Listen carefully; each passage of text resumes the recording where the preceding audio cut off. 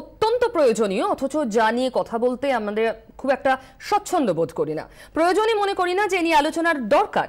সেরকমই একটা বিষয় আজকের অফবিট 24-এ।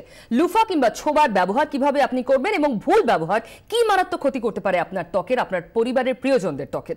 এ নিয়ে এক্সপার্টরা আপনাদের মতামত দেবেন, ফোন করবেন আমাদের। কিন্তু সবার আগে কি ধরনের লুফা কিভাবে ব্যবহার করা উচিত দেখাবো আপনাদের।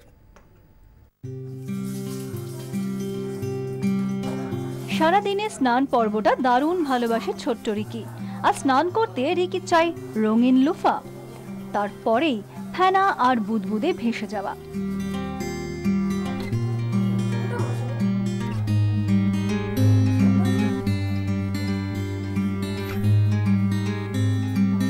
একটা সময় ছিল যখন বাঙালি স্নান ঘরে গা ঘষতে ব্যবহার করা হতো ধুদুলের খোসা। এখন সে জায়গাটা নিয়ে নিয়েছে রঙিন সিনথেটিক লুফা। রিকির মাও তেমন লুফাই বাজার থেকে নিয়ে এসেছেন ছেলের জন্য। লুফাটা ইউজ করি, ছোবড়া তো এখন আর নেই, সফট আছে, বাচ্চাদের স্কিনের জন্য ভালো। কিন্তু জানেন কি, এই নরম রঙিন লুফাতেই রয়েছে সর্বনাশের বিষ। ৯৮% চর্মরোগ বিশেষজ্ঞ লুফা ব্যবহার করতে নিষেধ করছেন। কিন্তু কিভাবে লুফা থেকে ত্বকের ক্ষতি হচ্ছে, কিভাবে সেখানে বাসা বাঁধছে ব্যাকটেরিয়া? বিশেষজ্ঞরা বলছেন বেশিরভাগ সময়ই স্নানের পর ভিজে লুফা বাথরুমে রেখে দেওয়া হয়, আর বাথরুমের স্যাঁতস্যাঁতে পরিবেশ লুফায় ব্যাকটেরিয়ার বংশবৃদ্ধির জন্য উপযুক্ত। মাত্র কয়েক ঘন্টার মধ্যে লুফার জলে নিজেদের সংখ্যা বাড়ায় ব্যাকটেরিয়া। ইস্টও তৈরি হয় ভিজে লুফার মধ্যে, আর এই লুফা দিয়ে গা ঘষলেই ত্বকে সংক্রমণের শুরু। শেভিং এর পর এই লুফা ব্যবহার করলে ফলটা হয় আরো মারাত্মক। তাহলে উপায়? চিকিৎসকেরা বলছেন লুফা ব্যবহার করার ক্ষেত্রে নজরে রাখতে হবে কয়েকটা বিষয়। প্রতিবার ব্যবহারের পর ভালো করে পরিষ্কার করতে হবে লুফা। নজরে রাখুন একটু সাবান যাতে লেগে না থাকে। এরপর পুরোপুরি শুকিয়ে নিন লুফা। বাথরুমের ভেজা পরিবেশে লুফা ফেলে রাখবেন না। কয়েক মাস পরই বদলে ফেলুন আপনার গা ঘষার লুফা। লুফায় দুর্গন্ধ হলে বা রঙে পরিবর্তন হলে সঙ্গে সঙ্গে তা বদলে ফেলুন। মেনে চলুন বিশেষজ্ঞদের পরামর্শ। লুফা ব্যবহারে একটু সচেতন হন, তাহলে আপনার স্নান হবে আরামের, শান্তির। ব্যুরো রিপোর্ট, 24 ঘন্টা। আপনার মনে নিশ্চয়ই অনেক প্রশ্ন ইতিমধ্যে ভিড় করেছে। ফোন করুন আমাদের 2234242439180112। এই দুটো নাম্বারে কথা বলবেন যাদের সঙ্গে পরিচয় করিয়ে দিই। দুজন এক্সপার্ট ডার্মাটোলজিস্ট আমার সঙ্গে এই মুহূর্তে রয়েছেন। ডক্টর ইমরান ওয়ালি আমার বাঁদিকে, আমার ডান দিকে রয়েছেন ডক্টর রথীন্দ্রনাথ দত্ত। আমি প্রথমে ডক্টর ওয়ালির কাছে আসবো। লুফা নিয়ে আমরা কখনো ভাবিই না যে এটাও আমাদের স্কিনের ক্ষতি করে। লুফা কিভাবে ক্ষতি করতে পারে আমাদের স্কিনের? রাইট, এই যে এর আগে যে দেখালো এই প্রোগ্রামে মোটামুটি সব ছোটোভাবেই বলে দিয়েছে। বেসিক্যালি লুফা যেটা সব থেকে মনে রাখতে হবে যে যখন এই লুফা ব্যবহার করা হচ্ছে খুব লাইটভাবে করতে হবে, কারণ ওটা স্কিনটাকে অ্যাব্রেড করে। এটা তো এক্সফোলিয়েন্ট এক রকমের, তো ডেড স্কিনটাকে বার করে দেয়। খুব বেশি যদি প্রেশার দেয় তাহলে অ্যাব্রেশন হতে পারে। এবং যদি এই লুফাটা বারবার রিপিটেডলি ইউজ করে উইথ ভেরিয়াস, মানে অনেকে যদি এটা ব্যবহার ইউজ করে, তাহলে কার কি স্কিনে ইনফেকশনটা আসতে পারে। বিকজ যদি হিউমিড থাকে, সাধারণত লুফা প্রত্যেক ফ্যামিলি মেম্বারের জন্য আলাদা দেখা যায় না, এরকম তোয়ালে বা অন্য কিছু আলাদা হলে লুফা কিন্তু সেটা কি করতে হবে, সেখানে তোমার যেটা করতে হবে যে যখনই কেউ ইউজ করছে you have to make sure that ওটাকে ভালো করে তোমায় ধুয়ে নিতে হবে এবং ওটা ড্রাই রাখতে হবে। ড্রাইনেসটা একটা ইম্পর্টেন্ট। যদি পরপর লোকে ইউজ করে যায় one after the other without giving some rest to that loofah, যেটা তোমার সিনথেটিকও হতে পারে কিংবা একটা ছোবড়া যেটা আগে হতো, এটা তো বেসিক্যালি একটা কিউকাম্বার ফ্যামিলি ফ্রুট, যেটাকে ড্রাই করে দিয়ে ওটাকে করা হয় এবং ওটা নরম করে দিয়ে এটাকে ইউজ করা হয়। সো এটা বেসিক্যালি তোমার যেটা মনে রাখতে হবে যে হট ওয়াটার অ্যান্ড ব্লিচ দিয়ে এটাকে ঠিক রাখতে হয়।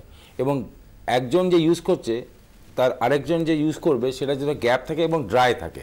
এটা মানে একজন স্নান করে বেরিয়ে ওই সেম লুফা আরেকজন ব্যবহার করছেন, সেটা খুব ক্ষতিকারক স্কিনের জন্য। ডেফিনেটলি। আর তুমি যদি ইভেন সিনথেটিকও ইউজ করো, ওটাও তো ডেফিনেটলি, কারণ আমাদের অনেক ক্লাবসে আছে, এটা আছে, আমরা রেগুলার বেসিস র্যান্ডম ইউজ করি।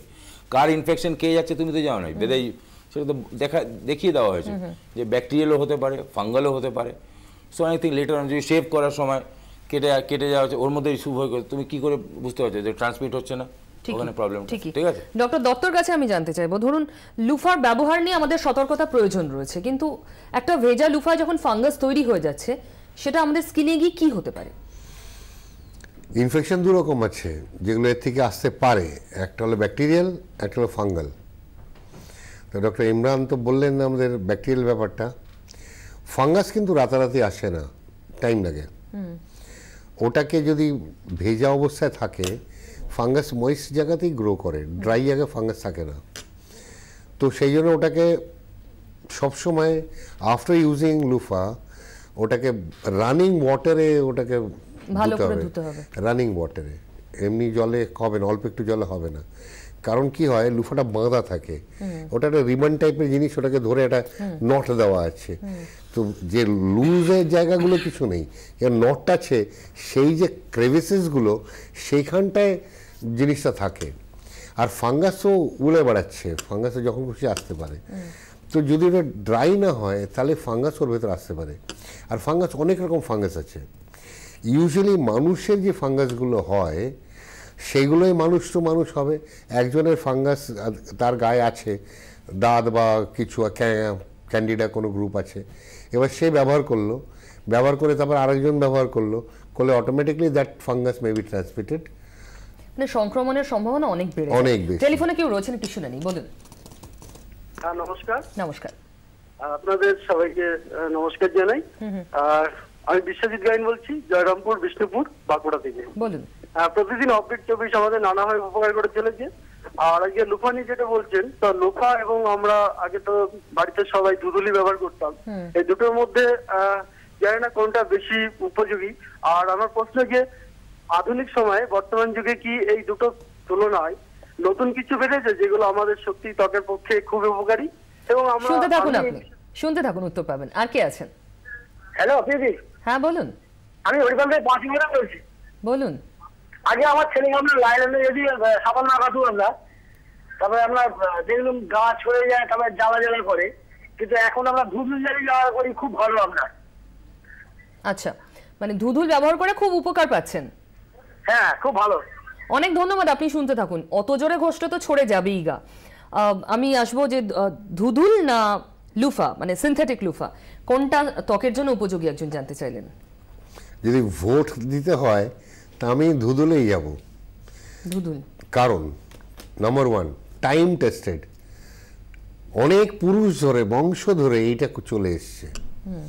ওটাতে ইউজুয়ালি ফাঙ্গাস টাঙ্গাস ধরতে একটু দেরি হয়।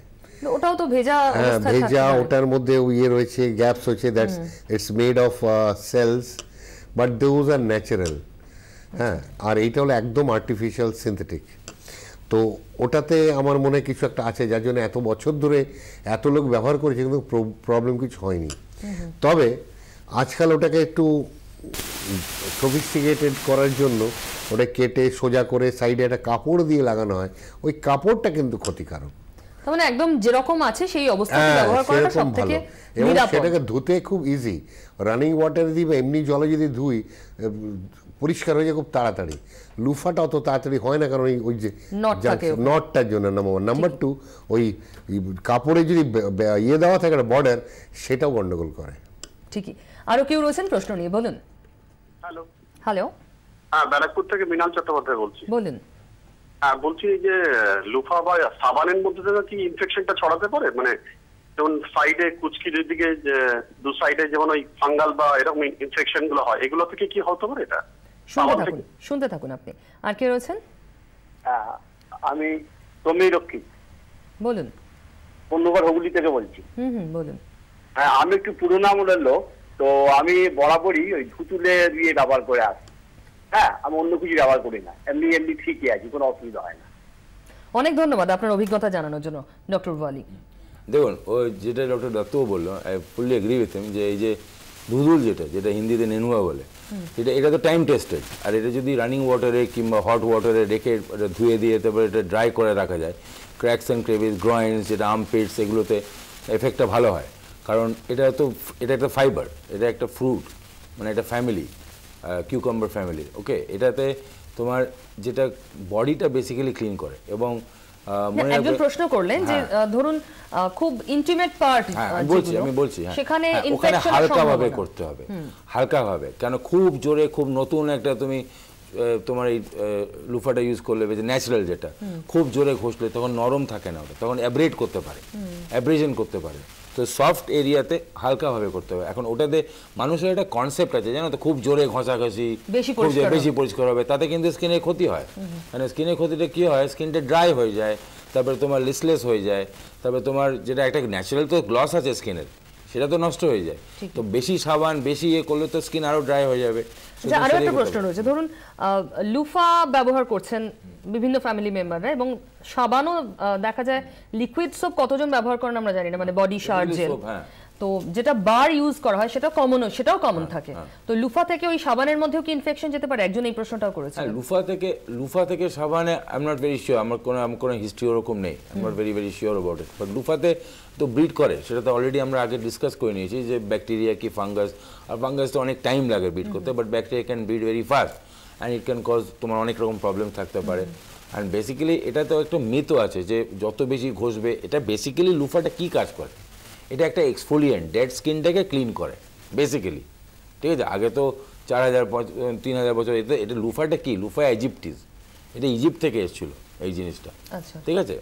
তো ব্যাপারটা হচ্ছে কি যে তোমার এটাকে ইউ হ্যাভ টু সি কোন কোন এরিয়াতে তুমি লুফাটাকে ইউজ করছো। সফট পার্টসে তোমাকে you have to be careful,